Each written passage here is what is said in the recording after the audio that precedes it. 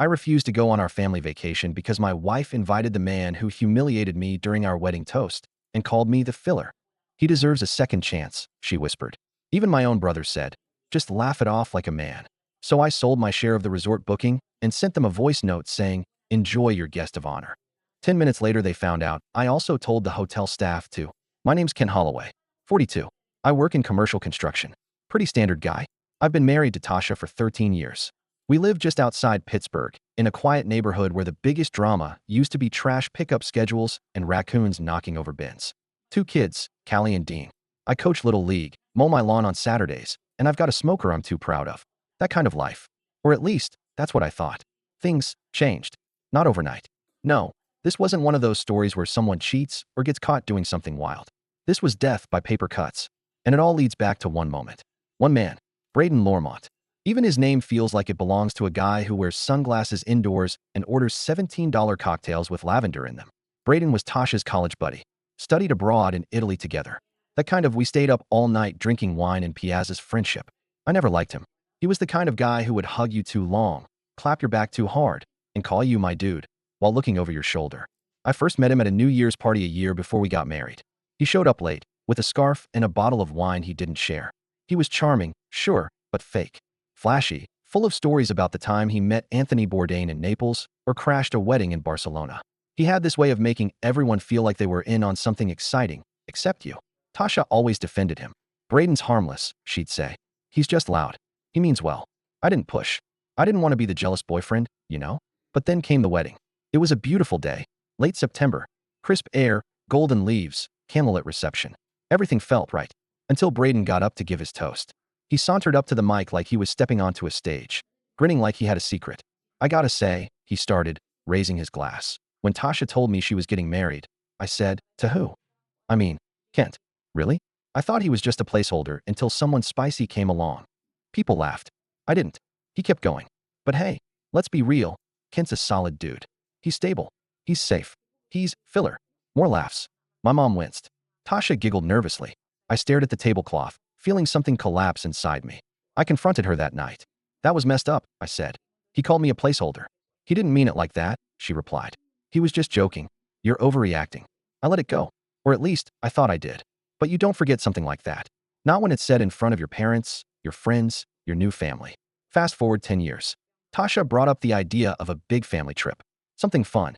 A beach house in Myrtle Beach. Rent it for a week. Bring the kids. Invite Paul, my brother, her sister, and the cousins. One of those all-in-one summer memories. I was into it.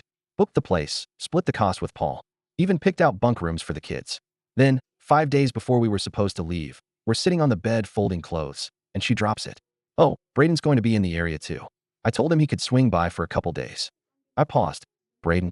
Yeah, he's staying nearby for a wedding. He might stop in, just for a day or two. I figured it'd be nice. Nice for who? I asked, keeping my tone even.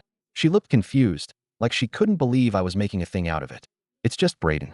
The guy who humiliated me at our wedding? That was forever ago. And it still pisses me off. She sighed. Kent, he's going through a rough time. His mom passed away last month. He's alone. I thought it'd be kind. I stared at her, trying to process it.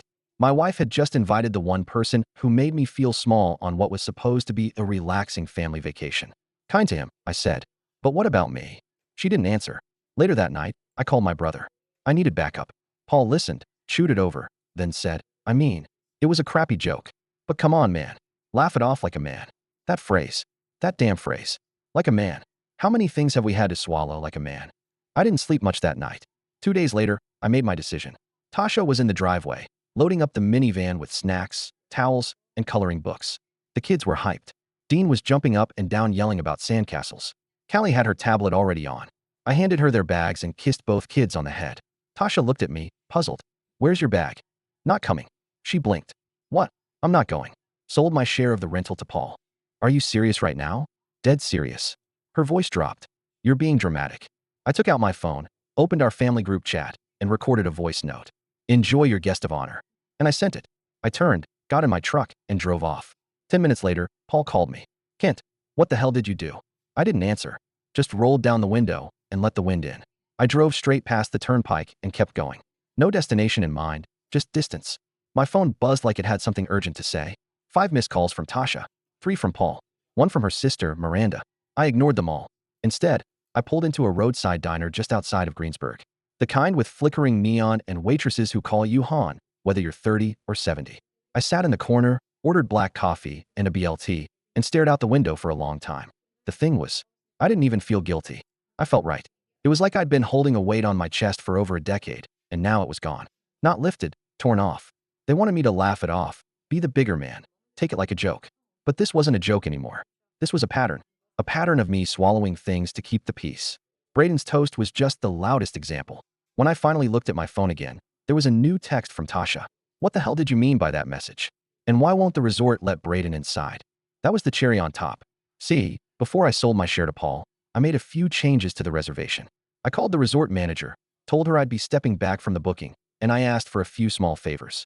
1. I wanted Braden Lormont blacklisted, not just removed from the guest list, banned. I told them he was an uninvited party with a history of inappropriate behavior which, hey, wasn't a lie. I emailed a photo, gave them my ID, and signed a statement. 2. I asked that if anyone tried to reschedule the private chef experience Tasha had booked for day 3, her big surprise dinner, they were to be told it had been canceled at the request of the primary reserving party. 3. The banner. She had ordered a banner, apparently. Welcome Holloway's and Company. Summer 2024. I had it swapped. The staff promised to hang the new one in the great room before anyone arrived. It read, "To the man who deserved a second chance," until he didn't. I didn't even care how petty it was. When I finally got back home that night, the house felt bigger without their noise. I opened a beer, sat out on the porch, and just listened to nothing. The quiet felt good.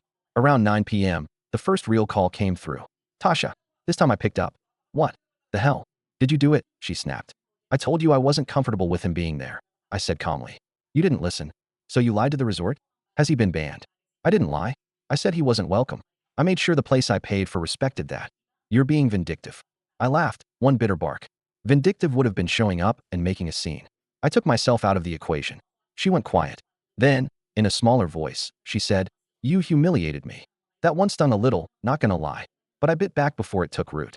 You've never once apologized for how he humiliated me. He was kidding, Kent. It was a joke. No, Tasha. It was at my expense. A joke where the punchline was that I'm not good enough for you. That was over 10 years ago. And you still invited him. Without even talking to me. She didn't answer. You want to know the worst part? I continued. Even Paul, my own brother, said to laugh it off. Like I'm supposed to be made of stone. Like it's weak to be hurt. Tasha's voice cracked. I didn't think it mattered anymore. It does, I said quietly. It mattered every time you told me I was overreacting. Every time you defended him. Every time you pretended it was nothing. She sniffled. The kids miss you. I miss them too. Dean asked why you're mad at mommy. That felt like a gut punch. I leaned forward, elbows on my knees. Tell him I needed some time. That I love him. That none of this is his fault. We sat in silence. Then she said it, softly, hesitantly. Do you still want to be married? I didn't answer. Not yet. Because the truth was, I didn't know. The next morning, I got a text from Miranda. I can't believe what you did. You made everyone uncomfortable and ruined the trip. Tasha's been crying all night. That man lost his mother, Kent. And you made a scene because your ego's fragile? That one got to me. Not because I believed it, but because it was a perfect summary of what people like Braden get away with. They say awful things and hide behind humor. And when you react, you're the problem. I stared at the message for a long time before replying. Braden didn't just make a joke. He called me the filler at my own wedding. That wasn't a slip. It was a spotlight on how little respect he had for me. Tasha laughed. No one said anything. And for 13 years, I've been the good guy. The dad. The steady one. You all expected me to just eat that forever. This wasn't about ego. This was about finally standing up. I hit send. No reply. Didn't expect one. Paul called 2 days later. Said the trip went sideways. After Braden got turned away, it was awkward. Tasha tried to brush it off, pretending it was a misunderstanding, but nobody bought it. The kids asked where I was every day. Dean cried once. Then there was a power outage at the resort. Half the fridge food spoiled. The chef never came. And the banner? Yeah. Apparently, Tasha lost it when she saw it. Took it down before anyone else arrived. Paul only caught a glimpse. Said it looked poetic, whatever that means. I didn't gloat. I didn't need to. Sometimes justice is quiet. The days after they returned were strange. Tasha didn't come home right away. She took the kids to her sister's for a few days. Said they needed space. I wasn't going to argue. I spent a lot of time in the garage. Fixed up some old tools. Finally cleaned out the attic. Took Dean's old bike apart to fix the gears. It gave me time to think. Because the truth is, it wasn't just about Braden. It wasn't even just about the toast. It was about never feeling like I was enough in my own damn marriage. I worked. I showed up. I supported her career. I changed diapers. I stayed up when they had fevers. I remembered birthdays, made breakfast on Sundays, bought flowers when she had a bad day. I never once made her feel small, but she let someone else do it to me, and then invited him back into our lives. That was the betrayal, not the toast, the choice. It was on the fourth day after they got back that Tasha finally walked through the door. No warning, no text, just the sound of the front door opening and closing, the shuffle of little feet, and the quiet jingle of car keys dropped in the bowl by the door like nothing had happened. Dean ran in first, arms wide, and I knelt down and scooped him up. His little arms went right around my neck like they always did. And just like that, the silence of the past few days shattered into something warmer, more familiar. "Daddy," he said, grinning. "I told Mommy we should come home today." I squeezed him tight and kissed the side of his head. Callie came in next, more reserved. She's 10 now, already picking up on the tension adults try to pretend they're hiding. She gave me a half smile and said, "Hey, Dad." "Hey, sweetheart," I said, standing up. "Missed you both." They ran off to the living room like everything was back to normal, like nobody had whispered behind doors or argued through phones. Kids are funny that way. They absorb everything, but still manage to pretend like things are okay. Tasha was the last to walk in. She stood by the door for a minute, arms crossed, looking around like she didn't know whether she was stepping into our home or someone else's. "Hey," she said. "Hey." Her face was tight, like she'd practiced looking composed but was already starting to unravel. She looked exhausted, the kind of tiredness that isn't about sleep. I told them we'd stay one night. I didn't want them thinking this was permanent. I didn't say anything. She sighed, slipped off her sandals, and walked into the kitchen. I followed. She opened the fridge, stared into it like there was going to be an answer in the milk cartons and leftovers. Eventually, she closed it again without grabbing anything. "I guess we should talk." "I guess we should." We sat at the kitchen table, the same one where we'd planned birthdays, school projects, grocery lists. This time, there was no list. Just two people staring at each other, trying to find the courage to say what had been buried for too long. "You embarrassed me," she said quietly, not looking at me. "You humiliated me," I said right back. "But mine happened in front of everyone I love. Yours was in a beach house full of people who still think I should shut up and take it. That's not fair." "No," I said, leaning forward. "What's not fair is that I told you years ago how much that toast bothered me, and you never took it seriously. It was a joke. It was a joke at my expense. A joke where your friend got up and told a room full of people that I was a placeholder. And you laughed. I didn't mean to, but you did." She looked down at her hands. "You know why I didn't say anything that night? At the wedding?" I asked. She shook her head, not meeting my eyes. "Because I thought if I did, if I made a scene, it would ruin your big day. I thought, just let it go. Be the bigger man. Smile for the pictures. Don't make her regret marrying you." So I swallowed it. She blinked hard. Her voice cracked. "I never meant to make you feel like that." "But you did," I said. "And then you invited him back. After all these years. Like it was nothing." She looked up, her face tight, almost defiant. "He lost his mom, Kent. He was grieving. So am I said. "I've been grieving the version of us I thought we had." That shut her up. We sat in silence. "Eventually," she said, "I still didn't think it would hurt you. I didn't think you'd be the kind of person who'd ignore it if it did." She looked away, chewing on the inside of her cheek. "I've always had to be the one who takes the hit," I said. "With Braden, with your family, with the way you talk over me when we argue. I've always been the steady one. The one who doesn't get emotional. The one who shrugs it off." Tasha finally met my eyes. Her voice was raw. "I don't think I ever realized how much of yourself you were hiding." I nodded slowly. "Neither did I. Not until I stopped." She sat back, arms crossed tight against her chest. "So what now?" "I don't know." More silence. "I didn't expect you to go nuclear," she said. "The hotel. The banner. I didn't expect you to bring the one person I can't stand to what was supposed to be a family vacation." Her voice rose. "You could have talked to me. We could have worked it out. I did talk to you. You just didn't listen." I stood up, walked over to the sink, stared out the window. The backyard was quiet. Summer still hanging in the air. That sticky kind of stillness that made everything feel suspended. She stood, too. Walked over behind me, but didn't touch me. "I didn't think it would blow up like this," she said softly now. "I thought we were okay." I turned around. "That's the problem, Tasha. You thought we were okay because I never made noise. I never pushed back. I just kept holding things together while you invited disrespect into our lives." She looked like she was about to cry, but didn't. "I thought I was choosing peace. But really," I said, "I was choosing silence." Later that night, after the kids went to sleep and the house was finally still, she came to the bedroom door. "I'm sleeping in the guest room," she said. "Just for tonight." I nodded. She lingered a second. "You still love me?" I didn't answer. Not because I didn't, but because I wasn't sure what kind of love was left between the pieces. Tasha stayed in the guest room that night. She closed the door softly, like she thought it might make it hurt less. I lay in bed staring at the ceiling, counting the patterns in the shadows and the slow hum of the ceiling fan. It was the kind of silence that wasn't peaceful, it was loud. The kind where you feel every heartbeat like a drum in your chest. I didn't sleep much. The next morning, I was in the kitchen making pancakes, something to make things feel normal for the kids. Dean came down in his dinosaur pajamas, rubbing his eyes. "Where's Mommy?" he asked. "She's in the other room, buddy. She's just sleeping in a different bed tonight." "Is she mad at you?" That question hit hard.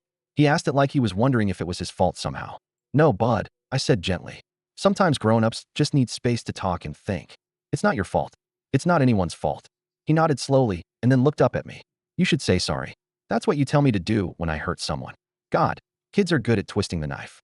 "I know," I said quietly, flipping the pancake. "But sometimes it's more complicated than that." He didn't ask anything else. Just sat down and waited for his breakfast.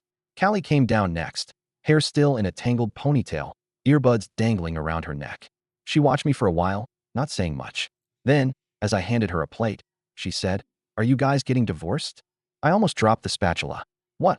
"I saw Aunt Miranda crying in the car," she said. "And she said you were being selfish and trying to destroy everything." I stared at her, heart thudding. "Your aunt said that?" She nodded, picked up a fork. "I don't think you're selfish." I sat down across from her. "Listen to me. You and Dean, you're the most important things in my life. And whatever happens between me and Mom, that doesn't change." "Okay." She nodded but didn't look convinced.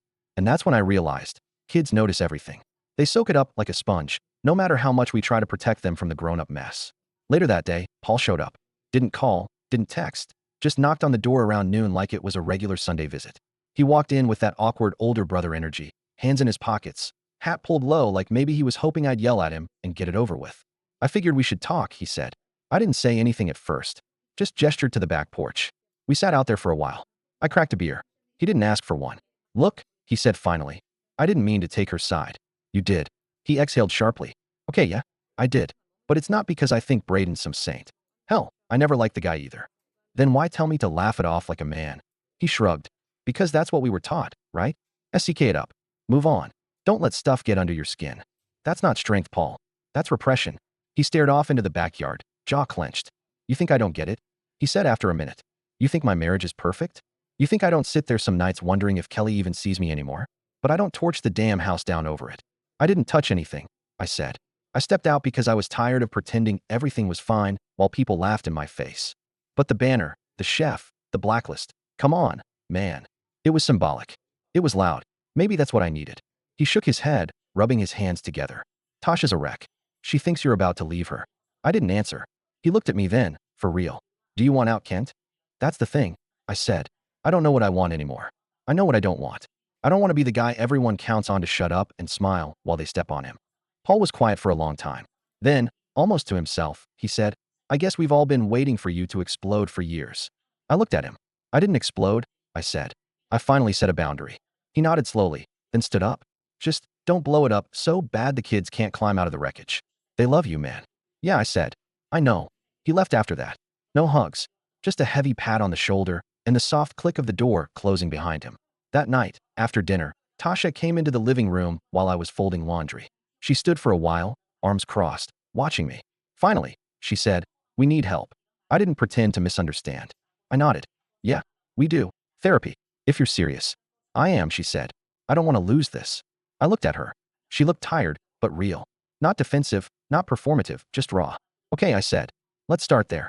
"Okay." She turned to go, then paused. "I never meant to make you feel like you were just filler." I held her gaze. "But you did," I said. "And that's something we're going to have to dig through. Not cover up. Don't brush it off." "I know." She went back to the guest room.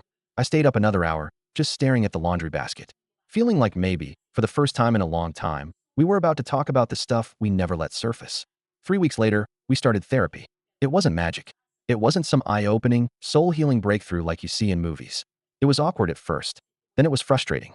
Then awkward again. But we showed up.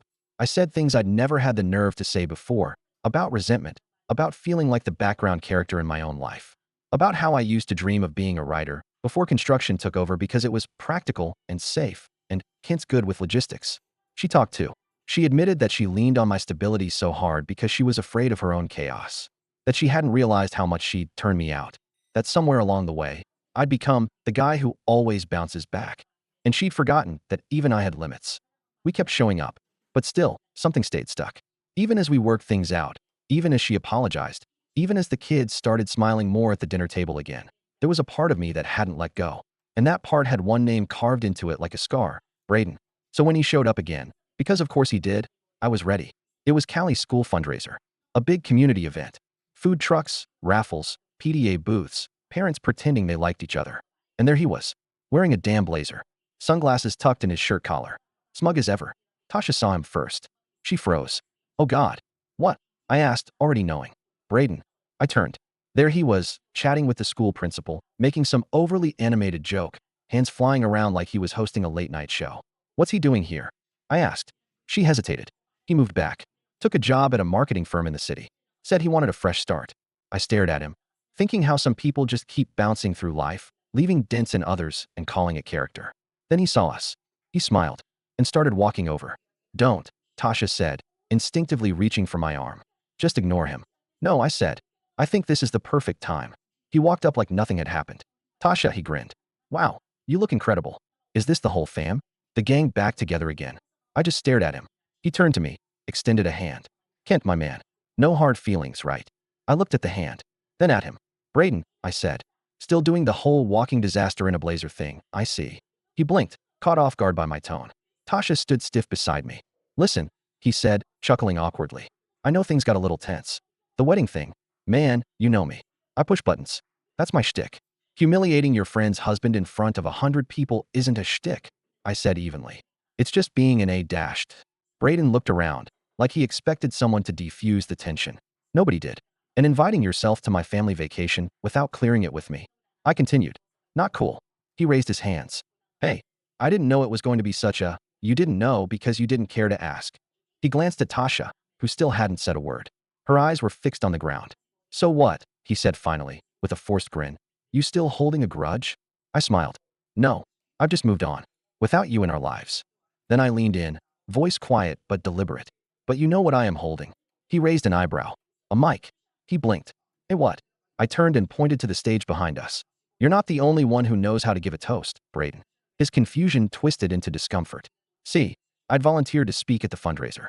I was the keynote, 30 minutes from now. They wanted a short speech on community, fatherhood, and showing up. I'd been planning something generic. But suddenly, I had a better idea. The gymnasium filled up fast.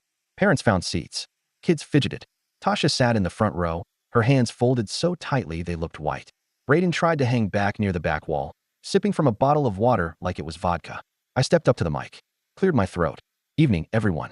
For those who don't know me, I'm Ken Holloway, father to Callie and Dean, husband, coach, construction guy, and, until recently, the kind of man who stayed quiet. Laughter. A few knowing nods. I want to talk about that today. About what happens when you stay quiet for too long. I told the story. Not every detail, but enough. About being the butt of a joke at my own wedding. About how the people who love us sometimes laugh with the wrong people. About swallowing pain to keep peace. And then I said this. Eventually, you reach a point where silence isn't noble. It's just a cage you built yourself. And the key's been in your pocket the whole time. I looked out across the crowd. My eyes met Braden's. He looked like someone had just exposed a deep, drafty window in his soul. Good. I wasn't trying to ruin him. I just wanted him to feel what I had felt, seen, in a way he couldn't shrug off with charm. And sometimes, I finished, real strength isn't in keeping the peace. It's in finally saying, I deserve better than this. Applause. Not roaring, but warm. Sincerely. And when I stepped off that stage, it was like something inside me finally clicked into place. I didn't need revenge that burned. I didn't need to humiliate him like he did me. All I needed was to take the mic back. Tasha came up to me afterward. She didn't say much. Just took my hand, gently, like it was the first time. I'm proud of you, she said. I nodded. I'm finally proud of myself too. We walked out into the evening air. Behind us, Braden lingered by the door, alone, his phone in his hand, probably looking for the next place to land. Let him. My life didn't have space for people like him anymore. We kept going to therapy. We didn't magically fix everything overnight, but we worked. We learned to speak up earlier, to listen harder, to apologize faster. We set boundaries, real ones, not just with Braden, but with family members who still tried to minimize or downplay what had happened. And the kids? They saw something important. They saw their father take his voice back. And their mother learns to listen again. Braden faded out. We never saw him at school again. Word was, he rubbed the principal the wrong way and eventually moved firms. Probably chasing a fresh start somewhere else, again. But us? We didn't need a fresh start. We just needed the truth. And for the first time in a long time, we had it.